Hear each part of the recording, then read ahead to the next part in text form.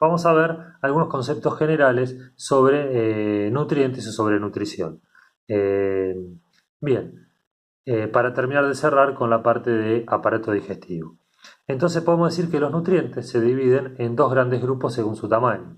En los micronutrientes, ¿sí? Los de pequeño tamaño, que son las vitaminas y las sales minerales, que no necesitan el proceso de digestión para ser absorbidos, y los macronutrientes, que son los de mayor tamaño, que sí lo necesitan. Los macronutrientes ya lo estuvimos viendo en las primeras clases cuando vimos células. ¿Cuáles son los macronutrientes? Los hidratos de carbono, que están formados por los azúcares simples, como una molécula de glucosa, que puede estar de a uno, como un monosacárido, como disacárido a dos o como polisacárido, que son una cadena larga de moléculas de glucosa, como la que ingerimos al comer harinas. Las proteínas, que las proteínas están formadas por una cadena de aminoácidos, no sé si se acuerdan, que eso lo tuvieron que rendir para el parcial. Y por otro lado estaban los lípidos o las grasas, que estaban formadas por una molécula de glicerol, que era esta molécula en forma D, y tres ácidos grasos unidos. Entonces, cuando nosotros ingerimos los nutrientes, generalmente los ingerimos bajo la forma de proteínas, hidratos de carbono y grasas, que son macronutrientes y que por su tamaño no se pueden absorber, como si lo hacen directamente los micronutrientes, que son las vitaminas y las sales minerales.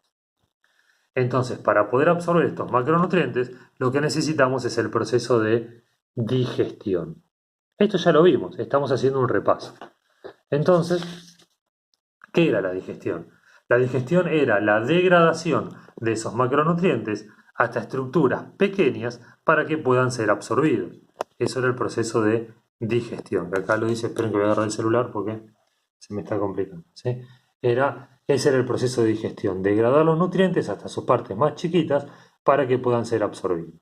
Empezábamos en la boca, a partir de la masticación y de la saliva, donde formaba lo que se llamaba bolo alimenticio, primer paso de la digestión. Ese bolo alimenticio era transportado por el movimientos peristálticos al esófago. ¿A dónde? Hacia el estómago. En el estómago estaba el ácido clorhídrico, más los movimientos peristálticos del estómago, más una serie de enzimas que hay ahí, terminaban o seguían degradando esos nutrientes, o ese bolo alimenticio lo seguía degradando y formaba un líquido espeso llamado quimo.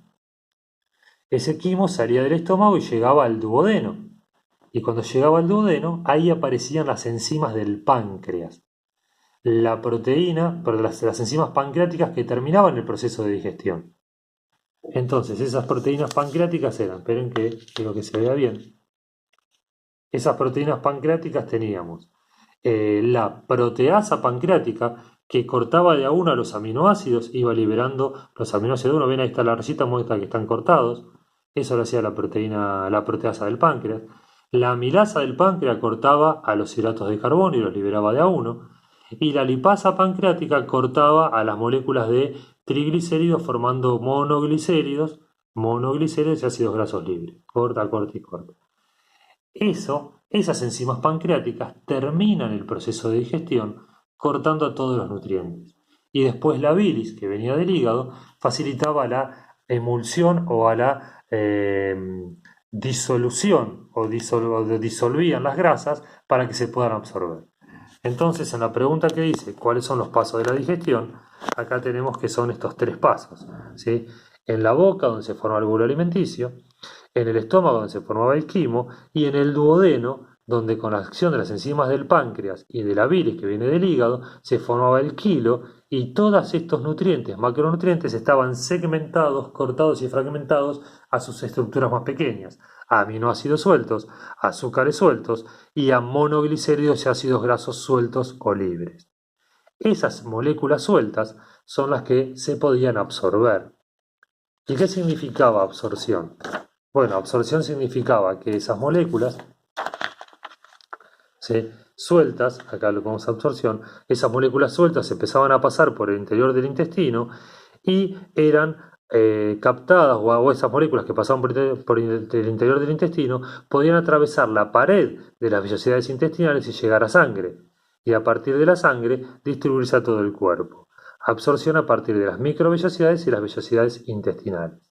Entonces, para que el cuento le cierre, de alguna manera, para decirlo de alguna manera, esas moléculas o esas sustancias absorbidas como vimos, después de haber sido digeridas en el intestino, van a pasar al sistema de la vena porta.